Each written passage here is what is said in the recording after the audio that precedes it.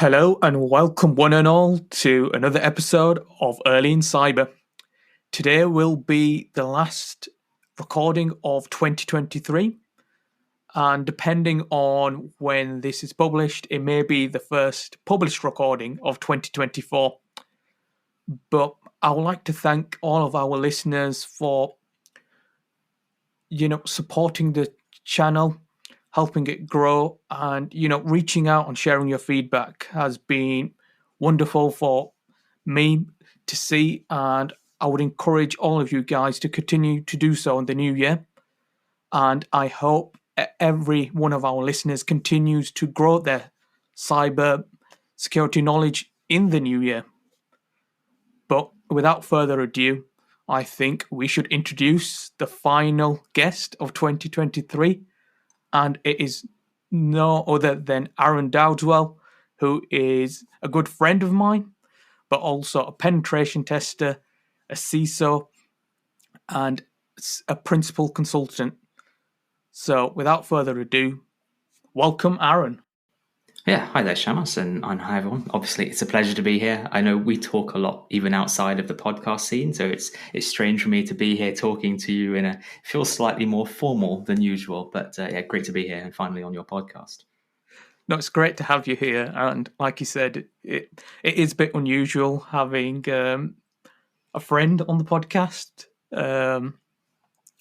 But yeah, hopefully we'll have some fun on today's episode, and all our listeners will be able to learn something as well. So, Arron, can you begin by telling us who you are and what you do? Yeah, absolutely. And I guess I'll give a bit of backstory as well at the same time. It makes sense just to kind of set the scene for me. So I was always a nerd, pretty much born and bred, right? Even from a really young age, into computer games, sharing exploits on floppy disks, that sort of thing. And I always knew growing up I'd end up working in IT. It was pretty much a no-brainer. I spent all my youth on computers, playing with computers. So there was no doubt for me I wanted to work in IT. I didn't know where in IT, and it sort of fell into my lap around the age of 16, 17. I didn't have any GCSEs or A-levels, just I had a weird upbringing where I didn't go to school as much as I should have. And I ended up taking some evening college courses and took my Cisco CCNA and my CompTIA A+ course, back when you used to get it for life. So I still have that for life. I don't have to renew it, which is great. So I took those, just evening classes, day classes, homeschooling. And from there, that got me into a degree apprenticeship, a foundation, degree at Staffordshire University, and then a full degree it was initially going to be in just computing and programming, and then that spawned into me having a look at the alternative options I could go into, and that was digital forensics. And then there was this new course that was the first or second year they'd run it at the university called cybersecurity. And that just sounded really interesting to me when I looked at the syllabus. It had elements of programming, it had elements of network security, had elements of forensics. I thought, because I'm still kind of unsure about what I want to do, and I know cybersecurity is a big thing, I'll do that as my degree. So that's kind of my initial pathway into cybersecurity. And from there, I did a foundation year as a junior penetration tester. And that just rolled into my career from there. I spent good few years doing pretty much exclusively penetration testing after graduating from university. That branched out into some training type stuff, some architecture, various other bits that were penetration testing adjacent. And then eventually that led me into where I am now, where actually penetration testing is a very small part of my job. I don't tend to do many pen tests these days. I'm primarily acting as a principal consultant doing larger strategic risk management, security architecture engagements, and also acting as an internal CISO, so managing an information security management system for the company I work at. So that's a whirlwind background into how I got into the industry and me as a professional. I've heard this story many times, and I think the best thing you've got out of the journey is the certification for life. I envy you for that. CompTIA A+ for life, yeah. Yeah. That's my most proud cert. But in many ways, it's the one that got me into, from being like just an enthusiast doing stuff in my own time. That was the first one I took. I took it just before my CCNA, I think. And that's what really opened my eyes to how computers work. It's only an entry-level certification, don't get me wrong, and it's not cybersecurity focused at all, the A+. It's more if you want to be a sort of IT repair person almost, is what I remember from it anyway, going back all those years. And it really opened my eyes to understanding how computers worked, and that carried on that interest from my perspective. So in many ways, I do cherish it as a cert still.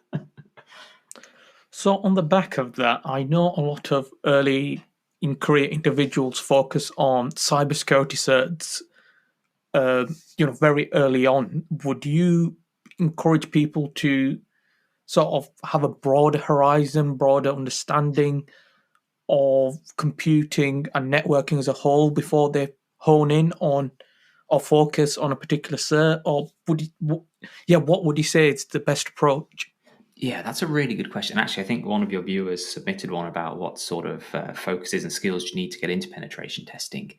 Firstly, everyone charts their own path, right? There's no absolute right or wrong way to do this. However, from my experience, I would say absolutely having a broader experience and understanding of computing helps you as a penetration tester in the industry. In particular, knowledge of networking and how networks work, IP addressing, segmentation, how you would implement a firewall at least at a high level. What does a network architecture look like? Those sorts of skills, so that you can understand how something is set up, really help you when you're trying to break it. And even more fundamentally, perhaps, it helps you when you're trying to explain it back to a client. Because if we think about what a penetration tester is, you are a professional providing security advice based on an attack that you've been conducting, or various attacks that you've been trying to conduct to subvert controls. If you can't then explain how you subverted those and what the right way to fix those are, you're not as valuable as a penetration tester as someone who can, in my mind at least. At least now I sit on the other side of the table quite a lot and receive these explanations. I value it a lot more when there's someone on the other end who's told me how they've broken it and what the recommendations are to fix it, and can have a conversation with me about, oh, we can't do that. We've got a compensating control here, but we can do this other thing. Does this work? And that's a really good skill to have. That broader knowledge of computing and how to build systems, maintain systems is really useful. And I think you've hit the nail on the head. As somebody who came, relatively recently into the industry and who was interested in cyber, I thought, let's learn all the fancy technical jargon that comes about with cybersecurity. Let's play with Kali Linux and Metasploit, and again, there's nothing wrong with that, but now that I've spent a couple of years in the industry, I really understand when people say it's good to have, that fundamental understanding of networking and amongst other things. Yeah, for sure. And let's be honest, it doesn't really matter which way you start. If you're really passionate about learning pen testing tools and how to break stuff, do that first. No reason you can't. But there will come a time where you want to progress in your career. You want to have these more senior level conversations, perhaps. And you'll need a broader understanding at that point, usually. And it often happens in any industry. The higher up you end up, the more broad but less deep your understanding ends up. So, again, I know that you've mentioned there's no right way of doing things, but as someone who, perhaps maybe in school at the moment, or, in the first year of university, who has an interest in going down the penetration testing route, are there any sort of platforms or anywhere that you would recommend for them to sort of take a look and, expand their knowledge and skills?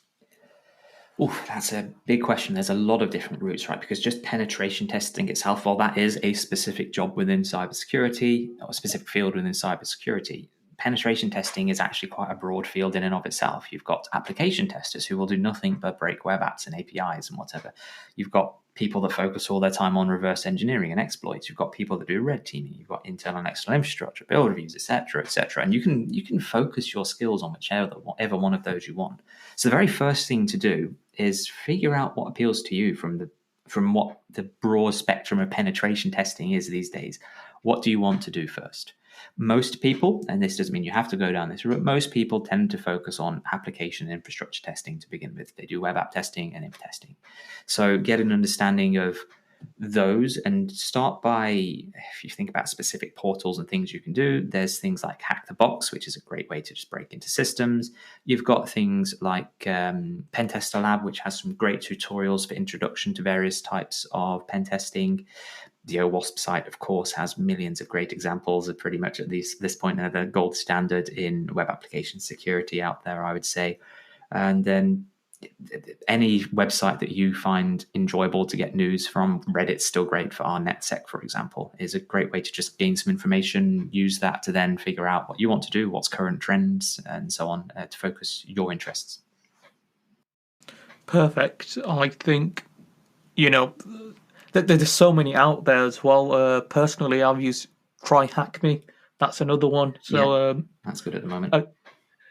Again, there's so many platforms out there. I think, like you mentioned, it's sort of working out which area of penetration testing you want to focus on, and then finding those platforms which align with your interests. Yeah, 100%. So that's the very first thing to do, is figure out your interests. And I know when I started, I had no idea what I was most interested in. And I ended up doing a bit of everything, finding out, I enjoyed this more than that. I don't really enjoy doing this that much. Although I'm a bit of a hungry for knowledge type of person. So I'll try anything at least once pretty much in the industry. I'll be like, I've not tried one of those before. I'll go and do this sort of assessment. Some weird SAP implementation that no one's comfortable with. Yeah, sure. Throw that towards me. I'll give it a go. So I was always open to everything in that search for what do I enjoy. And in the process, I think I found that actually what I enjoy is exactly that. I enjoy new challenges. I enjoy changing things. So don't feel like you have to specialize. I suppose that's another thing. I still don't particularly specialize in, I just do app testing, for example. No, I consider myself someone that can put my hand to various different things. I'm not going to say I'm the best web app pen tester. I'm not. I'm not going to say I'm the best inf pen tester. I'm not. But I can go across those various areas, because that's what was interesting to me, is knowing at least a little bit about all these different areas so that I can get a complete understanding of security. Yep, for sure. Again, I think that is a question that crops up time and time again.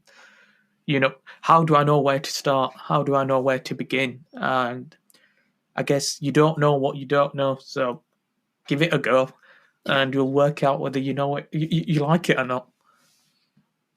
100%. Absolutely. That's what I did. That's still what I do now. If it's something I've not done before, I'll give it a go and see if I enjoy it. So don't feel like you have to choose a career day one and stick to that path. Absolutely not. Cybersecurity as an industry is very flexible. There's a lot of lateral movement, even into and out of penetration testing, right? You see it all the time where IT admins might come in and be penetration testers, or penetration testers move away and become risk management consultants, or they go and head up a SOC or forensics and digital forensics investigating teams. That movement is there within the industry, so don't feel like you get tied down. It's a great industry to be in because of that breadth of overlapping skills and transferable knowledge that you can take with you to go and try something else. Thank you, Arron, for that. Now, on the back of all those wonderful answers on penetration testing, how have you ended up being a CISO for a global penetration testing company? Oof. Sometimes I ask myself the same question. To be honest, it sort of fell on my lap a little bit. There was a transfer of personnel, and I volunteered for the role. Basically, it was offered to me if I wanted it, and I thought, if this is again something I've not tried, I'll put my hand to it and give it a go. That's completely honestly how I ended up in the role I'm in, where it's only really part-time as part of my broader responsibilities at Shore Cloud, but managing our internal ISMS sits amongst them, and it was something I hadn't done before. I felt like I had some prerequisite knowledge to at least give it a go and then learn the rest of it on the fly, which is what I did for the last year. And so far it's been quite an interesting and slightly different view of the world to what I'm used to. So I've enjoyed it.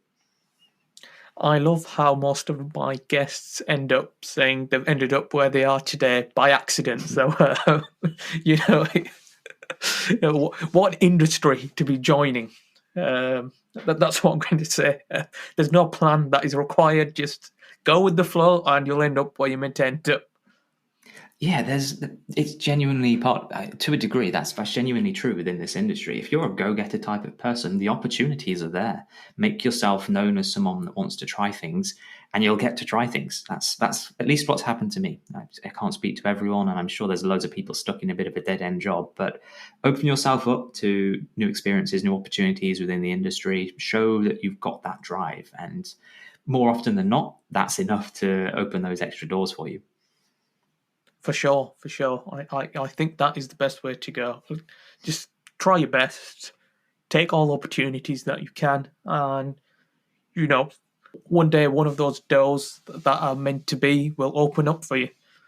Yeah, of course. Obviously, there's the degree of make sure you self-promote yourself to some degree. Make sure your interests are known. Don't just sit quietly in the corner thinking, "Well, I want to do everything, but I've not told anyone about it." So you have to think a little bit around. Okay, this is what I'm interested in. Let me make my company aware. Let me make my contacts aware. Obviously, everyone again charts their own path. There's no right or wrong way to do a career in cybersecurity or otherwise. It's very much a personal journey, but for someone that wants to try lots of different things, make yourself known that you want to try lots of different things. That's the thing to do. So, on the back of that, what would be your recommendations as to where to begin? I understand if you're currently working in a place, you can bring it up with your manager that you want to sort of specialize towards cybersecurity. But what about those folks who, again, leaving school or are in university? What do you recommend for them to do? The first thing is you need to be passionate to get into the industry. I think that's the real thing that I find most interviewers look for. A lot of people I talk to say they'd rather have someone that doesn't have the skills right now, but is passionate to learn and is showing a keen interest to learn, than someone who's got some pen testing skills and is just happy to sit there being a pen tester. That's anecdotally what I tend to see in the industry. Passion is something that we really value. And I value it. It's because I know from my own experience, that's what drove me to become better at my job. And that's what ultimately makes a really great pen tester, I think. So there's that element of passion and interest and curiosity that is really useful to have if you're getting into the industry. Granted, you don't necessarily need that. If you want it as a job, go and find a course that you can take or something you can study and study that. But more broadly, if you're leaving either a previous job or a student and wanting to continue getting into the industry, there are loads of free courses out there. We already mentioned a few resources you can go to and just start learning some skills. Cisco themselves actually have their Skills for All website, and they've got cybersecurity essentials on there and a couple of other courses that are free that will teach you a load of basics around computer networking and cybersecurity. You could, of course, go down the route of having a degree. Never harms you to have a degree, I think, in these sorts of things. Or any professional job, having a degree is an extra stamp on there if you can dedicate 3 years of your life to it. Not saying you have to, of course. You may accelerate your career a lot faster if you don't take a degree. Plenty of my colleagues haven't got a degree at all. They didn't go to university, didn't even go to college. So find the route that works for you, but put some time into studying. That's the way you're going to pique someone's interest. If you can't do it at work, do it in your own time, find some online classes, pass some certs if you can. Things like OSCP you can do in your own time. Crest is still popular in the UK, and they've actually got a European practice now. You've got the GICP stuff over in the US that you could take. Even something entry level like the CompTIA security course. If you've gone and studied that in your own time while doing a full-time job as an IT admin or something else, that shows a level of drive in yourself that will, if you can get past the initial CV sift that recruiters will often have, that will make you interesting to someone hiring an entry-level role. Oh, this person's gone and done this themselves. Therefore, I'm immediately seeing they're passionate about this. I'm more likely to want to interview them and give them a job. That's just the way these things work. It's never easy. No one's the same. Even interviewers aren't always the same. But for me, that's what I would take notice of. That is some really solid advice. Just go out there, show people your passion, and someone will see the potential that you have. Yeah, we make it sound easy, right? But I know it's not easy. It's really challenging to change careers and get into any industry. And you do have to keep trying. You do have to keep that interest there, put some effort in your own time more often than not, unless you've already got a route into a career. Quite often a degree is an easy way to help give you that stable path into a career, to be honest, especially in cybersecurity where there is a lot of demand still for even fairly junior roles. That degree gives you a lot of that study on a plate almost. You just have to turn up and attend it. You don't have to think quite so much for yourself. And often along the way, you'll end up, at least this is what happened with me, because I took a degree in cybersecurity. I ended up gaining a lot more interest through doing that degree.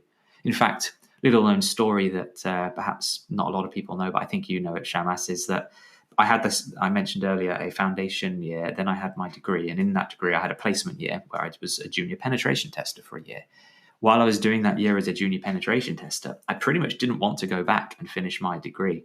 I told the company that I was working for that I'd happily just stay and never finish my degree because I was really enjoying my time in industry after I'd got my teeth into it. But obviously the degree is what opened that door for me and the things I'd learned up until that point.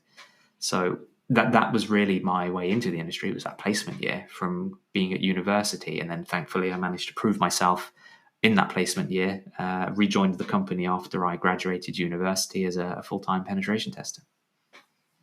So on the back of that, from what I've gathered, it seems that, my friends who are studying computer science or something similar at university, they always, sort of go back and forth whether they should do that placement year.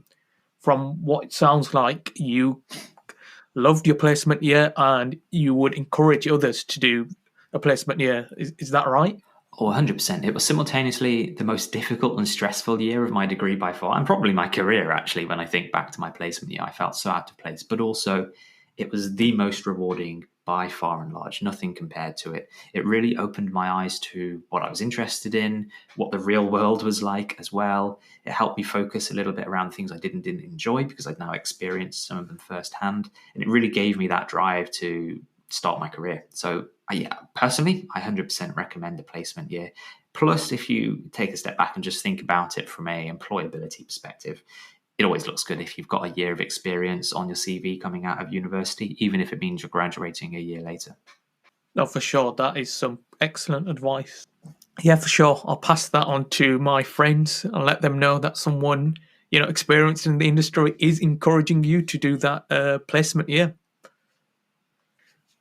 Now, completely jumping to another question for Arron. I know, over the couple of years that I've known Arron, he shared some good stories throughout his career with me. So I would like him to share, one of his favorite moments from his career or an interesting moment, so to speak. So, Arron, please take it away. Yeah, what a good question. Obviously, you end up with so many stories over the years, but there's one that's coming to mind right now that it was fairly early in my career, and it was myself and two colleagues. We were all on site doing various different types of testing, actually. There was a big CRM type application that was custom developed for management, and there was some binary applications we were testing, and then a little bit of infrastructure we were testing as well, all internally. And we had to take our own laptops, plug into their network, that sort of thing. However, we turned up on site to this client, and they told us day one that they'd had a severity 1 incident, and that their firewall, their core firewall had been taken out, and they weren't allowing any penetration testers or external consultants to plug their own laptops into the network because they didn't like the risk that posed. And they told us instead, well, log into our Citrix virtual environment desktops and we'll allow you to test from there, but you're not allowed to install anything. So we had our nice loaded up laptops that we'd normally do our testing from, couldn't use them. Instead, we just connected to this client environment. It's not that uncommon to have to do that these days, to be completely honest, and you have a limited tool set. But we were meant to be doing some fairly in-depth binary analysis, full web app testing. Suddenly, we had none of the tools we'd normally have for that. No intercepting proxies, no binary analysis tools, etc. So my responsibility at that point was the web application. So I went into this environment. All I had was Internet Explorer with the developer mode view that you could have, no proxy or anything like that, and managed to do a pretty damn good job of ruining this application, to be completely honest. Found some great stored cross-site scripting, found a database SQL injection that leaked a heck of a lot of information over the internet if you wanted to as well. Technically, it was an authenticated perspective, but for all intents and purposes, it was unauthenticated because there was a very easy way to bypass the really simple authentication that they had. It wasn't even authentication. It would do something really silly with headers and cookies. In any case, I won't go into the details, but in my mind, that was a really fun challenge for me because I was used to working with my tools and I was still fairly junior. It was really cool to do a really good job and find a bunch of vulnerabilities and manage to write them all up with zero tools, just a browser and an application to go wild on. and find a bunch of things that I didn't necessarily expect I'd be able to find. And it wasn't just me, by the way. My colleagues also found some really great stuff on the parts they were responsible for, including, I think we found remote code execution in the binary app without any tools. So, and we won an internal award at the company at the time called the Golden Pony for the work we had done and the write-up we did off the back of it. So for me, that was a really cool career moment. It was a really good story from my part that we managed to do a good job despite being tied behind our backs with our arms. It goes to show that you don't need to rely on tools as long as you got the relevant skills. So, yeah. Yeah, tools help. They make things quicker. They're certainly, I don't want to work without my tools, but sometimes it's a fun challenge to see what happens when you've got your hands tied behind your back and you try to do something a different way, in a way that you wouldn't normally expect, or when your tools don't work.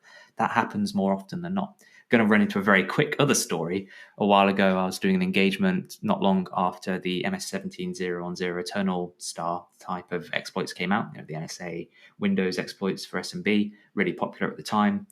The stuff that was built into Metasploit and most of the tool chains was only functional on modern versions of Windows that were 64-bit. And we had some Windows 2000 servers, so Windows Server 2000, that were 32-bit, and none of our exploits worked on them. However, the original NSA exploit chain and the drop-bet stuff, that all did have the ability to compile the initial payload and the exploit. It wasn't technically called Eternal Blue. It was something else that I've forgotten now. It's been years, because it was technically a slightly different exploit, part of the same set of vulnerabilities for the 32-bit Windows 2000 server. And that was me having to download a new tool and use called Fuzzbunch and use that to make an exploit and do my command and control and so on in a different way to what I was used to. Again, so many stories that Arron could be sharing with us. But I always learn something every time he shares one of his stories. So thank you for that. And I hope that our listeners have learned something. And if not, at least enjoyed listening to the stories as I do. But on the back of that, we've heard of, a story from early in career. I think it's a nice segue into what the future holds. So I know AI has been a hot topic, and I wanted to ask, from your perspective as both a penetration tester and a CISO, how do you think AI will change the future of cybersecurity? We're already seeing it happen. And actually, I think cybersecurity as an industry have been leveraging this to some degree for quite a long time. When we talk about automation, that's not a new topic. However, what is automation other than a slightly more focused version of AI that we're used to seeing already? That level of automatically making a decision based on a set of parameters. So AI is kind of the natural progression of that. And I don't want to get into a big, long philosophical conversation about what AI is here. Otherwise, we'll burn another half an hour just on that. I've talked about it before, as you know, in some other podcasts. So it's quite an interesting topic to me. But it's already changing the industry, is what I want to say, for both the attackers and defenders. It's making things a lot more streamlined, a lot quicker to get to answers, make reasonably informed decisions. We're starting to see things now like you've got GitHub Copilot, you've got the Atlassian equivalent, etc. You've got Microsoft's Copilot. All of those can do certain amounts of automation for you within cybersecurity. They can do some code analysis, they can write documentation for you, and so on and so forth. So it's making life easier in many ways for both attackers and defenders. Like you've said, I think the cybersecurity industry has always leveraged automation to some degree, but I think going forward, we'll continue to see that grow. And it's quite interesting for me to see what we can do as a penetration tester with AI. Can we find exploits more quickly?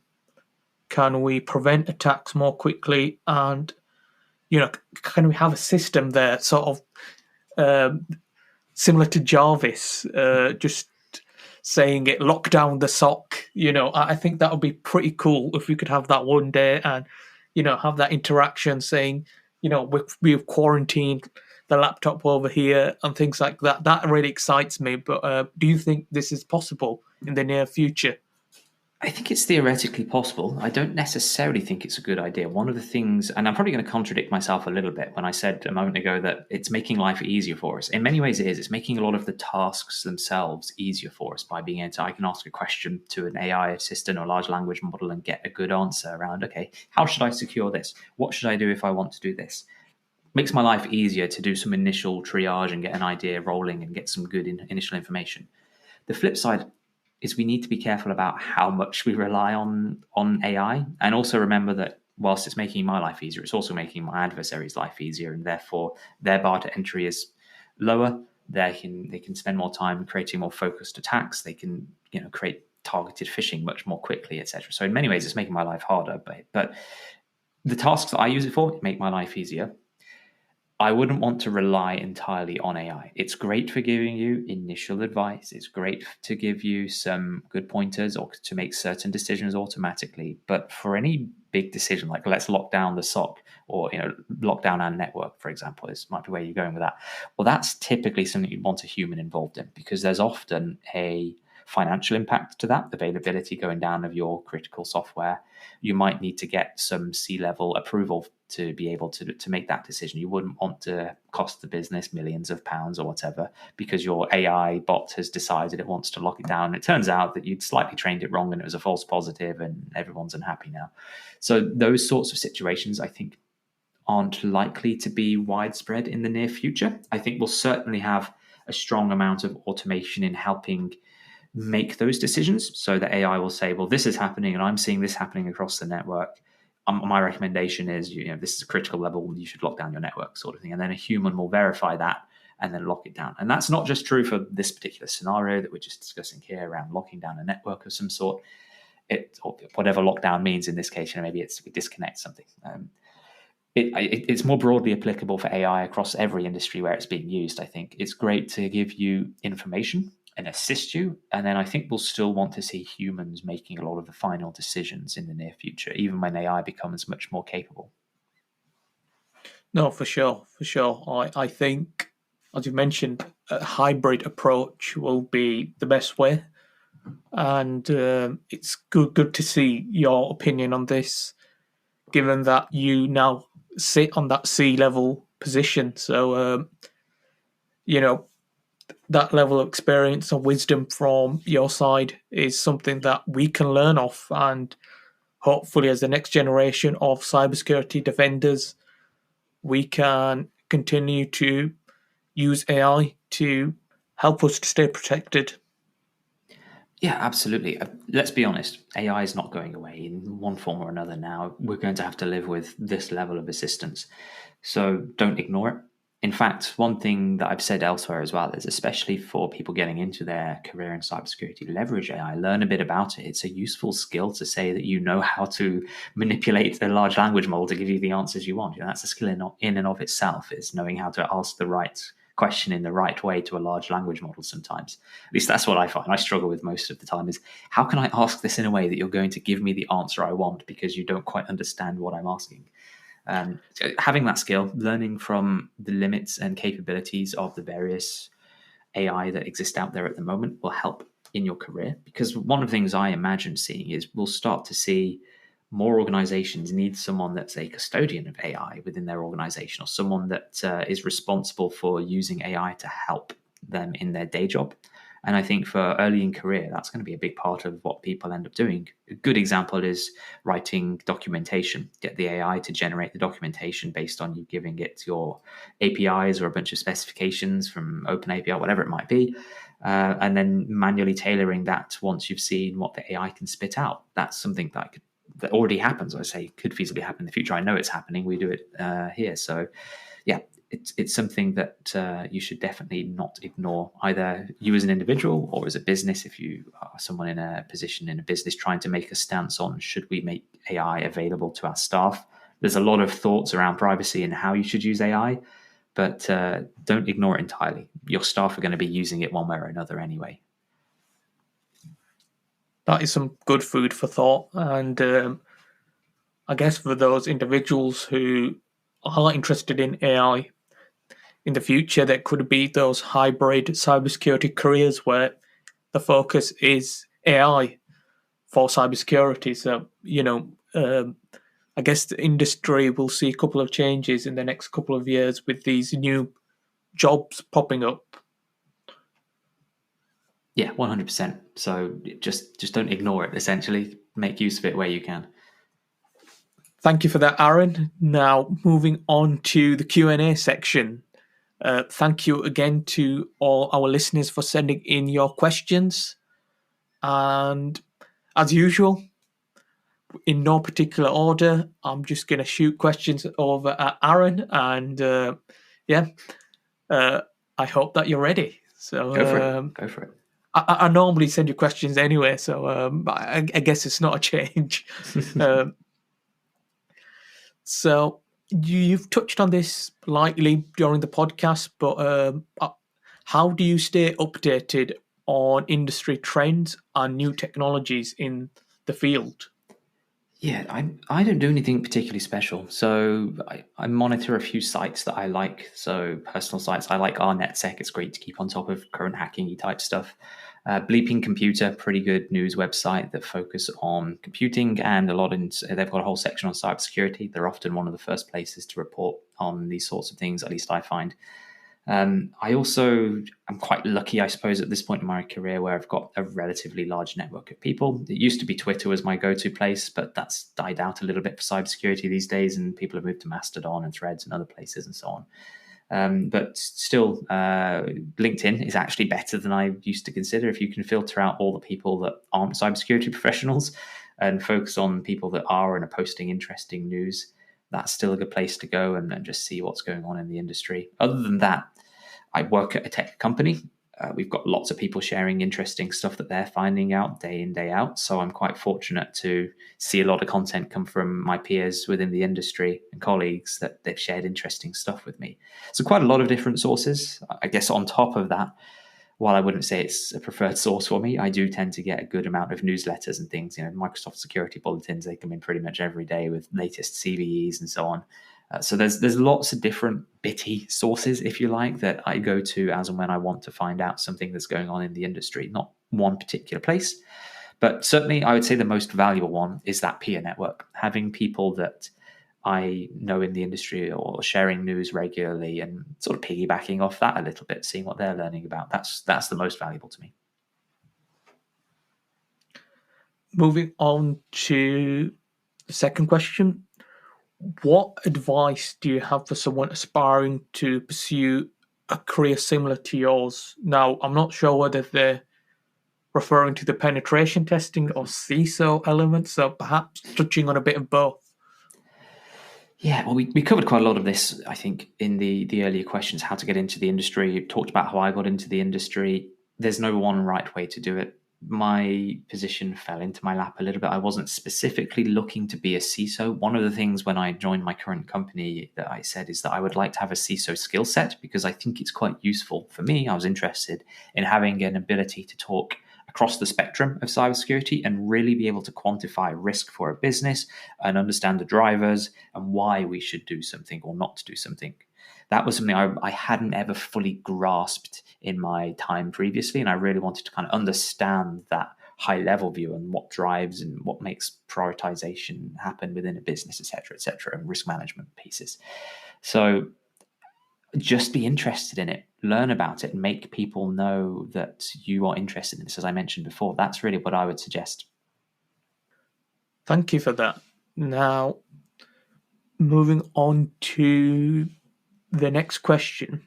So, Arron, given that you do a multitude of things at ShoreCloud, how do you prioritize and manage your time, especially when working on multiple projects or tasks?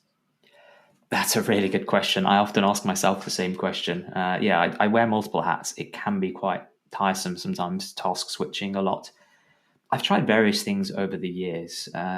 Typically, I try and plan ahead. So at least the big picture stuff, I'll plan the Friday before, for example. If I'm coming back in on the Monday, I'll make sure I've had a look through my calendar, thought about all the things I need to do next week.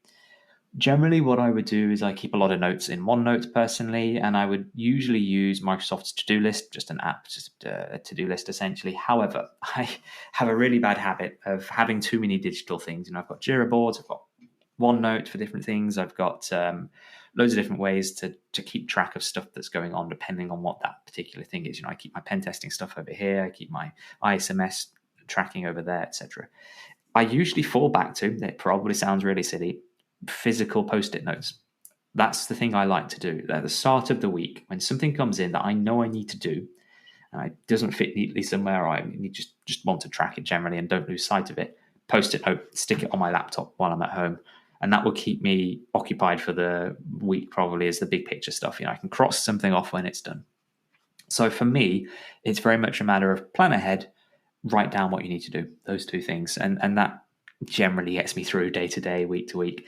Obviously, for the broader stuff and the broader responsibilities and long-term planning, strategizing stuff, etc., I've got loads of notes. I've got boards for that, Kanban boards and so on, that I plan the more strategic stuff in.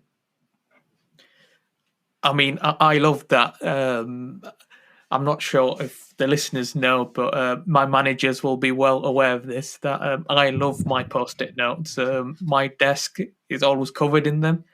So, yeah, exactly. Your viewers won't be able to see it, but literally right now, I could, just to prove the point, Shamas, here you go. There's a load of post-it notes right here that I've still got that just have bits and pieces of information on. This one here in particular, you can see I've crossed off. This is my this week one. I've crossed off a bunch of stuff most of the way through it now, thankfully.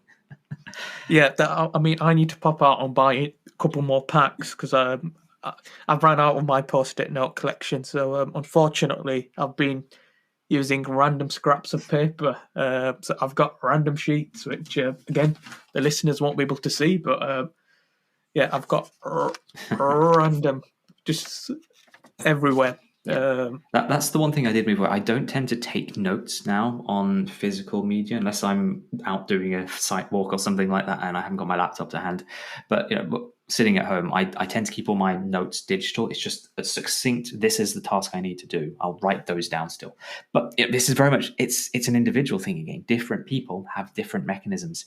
How one person manages their time is not the same as how someone else manages their time, for sure. Yep, definitely. But a little tip, but I think post-it notes are the best way.